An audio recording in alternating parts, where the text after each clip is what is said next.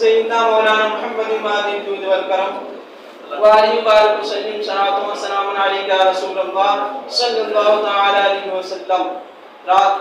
آقا دو عالم صلی اللہ تعالی علیہ وسلم جب رمضان المبارک قریب آتا تو حضور علیہ السلام اپنے صحابہ کے دلوں میں عبادت کا جذبہ پیدا کرنے کے لیے، عبادت کا شوق دلانے کے لیے آقا دو عالم صلی اللہ تعالی علیہ وسلم اپنے صحابہ کے درمیان رمضان المبارک کی برکتیں بیان فرماتے،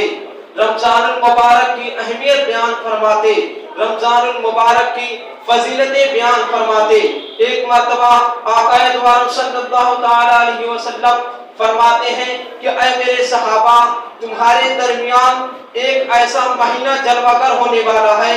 ایک ایسا مہینہ آنے والا ہے جس کی پہلی رات کی شان یہ ہے، جس کی پہلی رات کا مقام و مرتبہ یہ ہے کہ جب رمضان المبارک کی پہلی رات آتی ہے تو اس رات اللہ تبارک و تعالی آسمان کے دروازوں کو کھول دیتا ہے، جنت کے دروازوں کو کھول دیتا ہے اور جہنم کے دروازوں کو بند کر دیتا ہے، اور عرش کے نیچے سے ایک ہوا چلتی ہے. جب وہ ہوا چلتی ہے تو رب تعالیٰ اپنے بندوں کو اس رات میں محبت کی نظر سے دیکھتا ہے، پیار کی نظر سے دیکھتا ہے. جس بندے پر اللہ کی محبت کی نظر پڑ جاتی ہے تو پھر اس پر اللہ تبارک و تعالی جہنم کی آگ کو حرام فرما دیتا ہے. جہنم کی آگ اس بندے کو چھو نہیں سکتی. وہ بندہ کتنا مقدس ہے کہ جس کے وجود پر اللہ کی نگاہ رحمت پڑ جائے، میرے اللہ کی نظر رحمت پڑ جائے.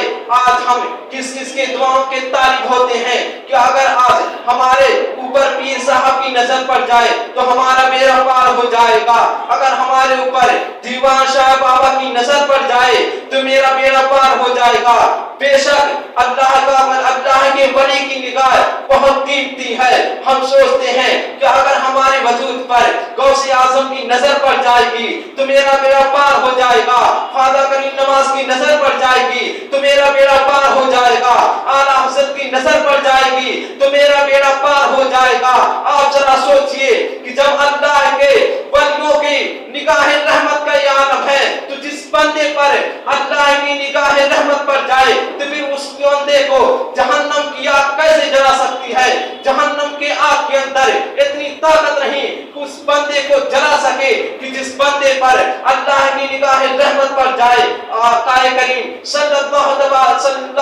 علیہ وسلم رمضان مبارک کی فضیلت کو بیان کرتے ہوئے فرماتے ہیں کہ جو شخص رمضان المبارک میں کی ایک روزے کو چھوڑ دے اور پھر رمضان المبارک کے اس ایک روزے کے بدلے اپنی ساری زندگی روزہ رکھے پھر بھی رمضان المبارک کے اس ایک روزے کے برابر نہیں ہو سکتے. اگرچہ وہ رمضان المبارک کے ایک روزے کے بدلے اپنی ساری زندگی بھر روزہ رکھے، رمضان المبارک کے روزے کی جو فضیلت حاصل ہے آقا کریم صلی اللہ علیہ وسلم فرماتے ہیں کہ جو شخص ماہ رمضان شریف میں اللہ تبارک و تعالیٰ کی عبادت کر کے اپنی بخشش اپنی مغفرت نہیں کروا سکتا، پھر کبھی اس کو یہ موقع نہیں ملتا ہے کہ وہ اپنی مغفرت کا سامان کرے، اپنی بخشش کا سامان کرے. آقا کریم صلی اللہ علیہ وسلم فرماتے ہیں کہ رمضان شریف کے لیے جنت کو سال بھر تک آراستہ کیا جاتا ہے،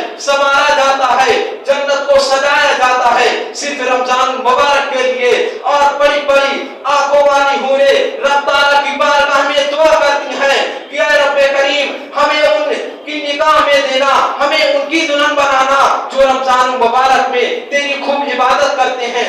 جو رمضان مبارک کی راتوں میں جگ کر تیری عبادت کرتے ہیں، تجھے منانے کی کوشش کرتے ہیں، تجھے راضی کرنے کی کوشش کرتے ہیں. آقا دو عالم صلی اللہ علیہ وسلم فرماتے ہیں کہ جو شخص ماہ رمضان شریف کا احترام کرتے ہوئے گناہوں سے بچے، جھوٹ سے بچے، کسی کو تہمت لگانے سے بچے تو اللہ تبارک و تعالی رمضان المبارک کی ہر رات کے بدلے اسے 100 حوروں کے ساتھ نکاح فرمائے گا. یعنی پورے رمضان المبارک میں 30 راتیں ہیں تو 300 حوروں کے ساتھ اس کا نکاح فرمائے گا. یعنی جو شخص گناہوں سے بچے، شراب سے بچے، جوئے سے بچے، کسی کو تہمت لگانے سے بچے اور ماہ رمضان شریف کا احترام کرے شخص کے لیے جنت میں ایک ایسا محل بنایا ہے کہ جس محل کا عالم یہ ہے کہ اگر اس محل کے اندر سارے اولین و آخرین یعنی حضرت آدم علیہ السلام سے لے کر اب تک سارے انسان تک اگر اس محل کے اندر داخل ہو جائیں تو اس محل کے اندر اتنی ہی جگہ لیں گے جتنے کی ایک بکرے کی ران جگہ لیتی ہے. یعنی اگر آپ ایک بکرے کی ران کو کسی مکان کے اندر رکھ دیں وہ بکرے کی ران جتنی جگہ لے گی جب سارے اولین و آخرین اس محل کے اندر داخل ہوں گے تو صرف اتنی ہی جگہ لیں گے جتنی کی ایک بکرے کی ران جگہ لیتی ہے. یعنی وہ محل اللہ تبارک و تعالیٰ نے اتنا بڑا بنایا ہے کہ سارے اولین و آخرین اس محل کے اندر داخل ہو جائیں تو اتنی ہی جگہ لیں گے جتنی کی ایک بکرے کی ران جگہ لیتی ہے. اور یہ محل ان بندوں کے لیے ہے, ان لوگوں کے لیے ہے جو ماہ رمضان شریف میں گناہوں کو ترک کر دیتے ہیں, گناہوں کو چھوڑ دیتے ہیں, شراب کو چھوڑ دیتے ہیں اور اللہ تعالیٰ کی خوب خوب عبادت کرتے ہیں, راتوں کو جگ کر دن کو جگ کر قرآن مجید کی تلاوت کرتے ہیں. رب تعالیٰ نے یہ محل ان بندوں کے لیے بنایا ہے. ذرا آج جب تہجد کا سیزن آتا ہے تو وہ سوچتے ہیں کہ ہمیں اس سیزن کے اندر اتنا مال کمانا ہے کہ سال بھر تک اپنے گھر میں بیٹھ کے کھانا ہے. آج جب ٹیلروں کا سیزن آتا ہے تو عید کے موقع پر یہ سوچتے ہیں کہ ہمیں اس سیزن کے اندر اتنی محنت کرنی ہے کہ اگر سال بھر تک کوئی کسٹمر نہ آئے تو ہم اپنے گھر بیٹھ کر کھا پی سکیں. اور کپڑے بیچنے والے جو ان کا سیزن آتا ہے وہ سوچتے ہیں کہ ہمیں اپنے سیزن کے اندر اتنا مال کمانا ہے کہ سال بھر تک ہمیں اپنے گھر بیٹھ کے آرام سے کھا سکیں. حضرات اسی طرح ایک سیزن نیکیوں کا بھی آتا ہے, ایک سیزن گناہوں سے بچنے کا بھی آتا ہے, ایک سیزن اپنی مغفرت کروانے کا بھی آتا ہے, ایک سیزن جنتی بننے کا بھی آتا ہے, ایک سیزن اللہ سے ملنے کا بھی آتا ہے. میرے آقا علیہ السلام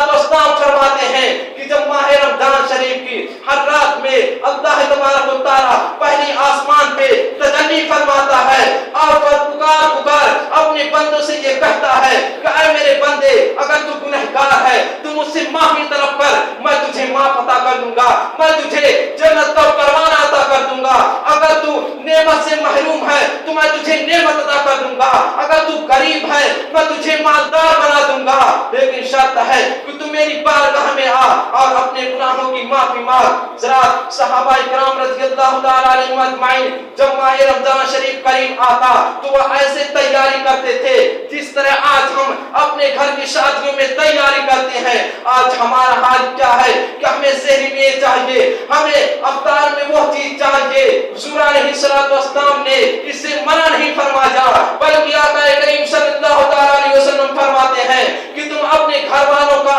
دسترخوان کشادہ کر دو, اپنے گھر والوں پر خوب روپیہ اور پیسہ خرچ کرو, کیونکہ جو شخص ماہ رمضان شریف میں اپنے گھر والوں پر زیادہ روپیہ اور پیسہ خرچ کرتا ہے تو اسے اللہ تبارک و تعالیٰ اپنی راہ میں خرچ کرنے کا ثواب عطا فرماتا ہے. فاروق اعظم رضی اللہ تعالیٰ عنہ فرماتے ہیں کہ جو شخص اپنے گھر والوں پر دسترخوان کو وسیع کرے, روپیہ اور پیسہ خرچ کرے تو اسے جہاد میں پیسہ خرچ کرنے کا ثواب عطا فرمائے گا اللہ تبارک و تعالیٰ. ذرا حضور علیہ السلام فرماتے ہیں جو شخص گناہوں سے بچے, جھوٹ سے بچے اور رمضان الشریف کا احترام کرتے ہوئے گناہوں سے بچے تو اللہ تبارک و تعالیٰ اسے جنت میں ایک ایسا محل بنایا ہے کہ جس کی کوئی مثال ہی نہیں ہے. صحابہ کرام رضی اللہ تعالیٰ عنہم اجمعین جب ماہ رمضان شریف قریب آتا تو اپنے بستروں کو باندھ دیا کرتے تھے. آج جس طرح آج ہم ٹھنڈیوں میں اپنے رضائی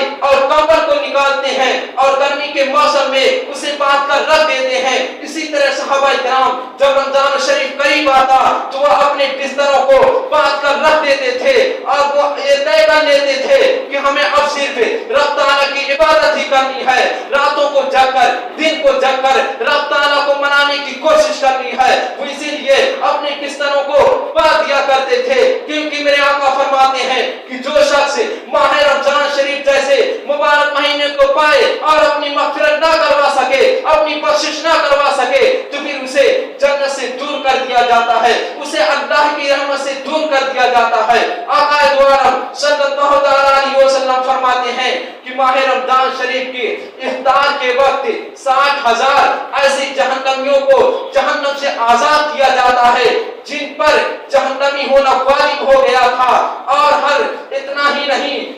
शबे जुमा यानी जुमा की रात के वक्त जुमेरात का सूरज गुरूब होने से लेकर जुमा का सूरज गुरूब होने तक हर सेकंड में 5 लाख जहन्नमियों को आजाद कर दिया जाता है। और जब माह जुमा की आखिरी सात आती है, आखिरी वक्त आता है, यानी आज जुमा है, अब इफ्तार करने में जब 1 सेकंड बाकी रहता है, थोड़ा सा वक्त बाकी रहता है, तो रब ताला जुमेरात के गुरूब से होने से लेकर शबे जुमा यानी जुमा के गुरूब होने तक जितने हर लम्हे पर 5-5 लाख जहन्नमियों को जहन्नम से आजाद किया था, उतनों की तादाद के बराबर सिर्फ जुमा की इफ्तार के वक्त 1 साल पहले, चंद मिनट पहले उन तमाम तादादों के बराबर तमाम अपने बंदे जो जहन्नम में, जिनका जहन्नम में जाना वाजिब हो गया था, उन तमाम अपने जहन्नमी बंदों को जहन्नम से निकाल कर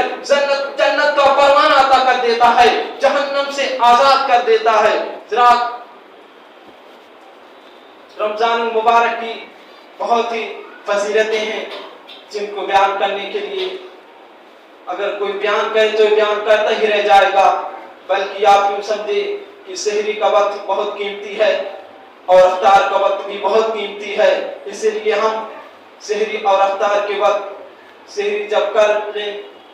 तो सहरी की दुआ पढ़ें, उसके बाद फौरन मस्जिद में चले आए, कुरान शरीफ की तिलावत करें और अफ्तार करने से पहले आप अपने जो अफ्तार का सामान है वो सामने रख लें और उसके बाद अपने हाथों को उठाएं और अफ्तार की बारगाह में दुआ करें। हुजूर अलैहिस्सलाम फरमाते हैं कि जो शख्स अफ्तार के वक्त दुआ मांगता है तो अफ्तार उसकी दुआ को कबूल फरमा लेता है, और जो अफ्तार के वक्त पढ़ने वाली दुआ है वो आपको अफ्तार के पहले नहीं पढ़नी है, वो आप पहले बिस्मिल्लाह शरीफ पढ़ के कुछ खाकर पानी पी लें, उसके बाद अफ्तार की दुआ पढ़ें। और जो हजरात तरावी पढ़ने आते हैं, अगर वो तरावी पढ़ने आए और उनकी इशा की नमाज छूट गई है तो पहले इशा की नमाज अपनी फर्ज नमाज अदा कर लें, उसके बाद तरावी पढ़ें। और जो हजरात इशा की फर्ज नमाज ना पढ़े हों यानी अलग से पढ़े हों और तरावी पढ़ने के बाद जब इत्र की जमात हो तो वो इत्र की जमात अलग अलहदा पढ़ें, यानी अलग से वो खुद पढ़ लें, क्योंकि उनकी फर्ज नमाज छूट गई है, इस वजह से वो अपनी वित्र की जमात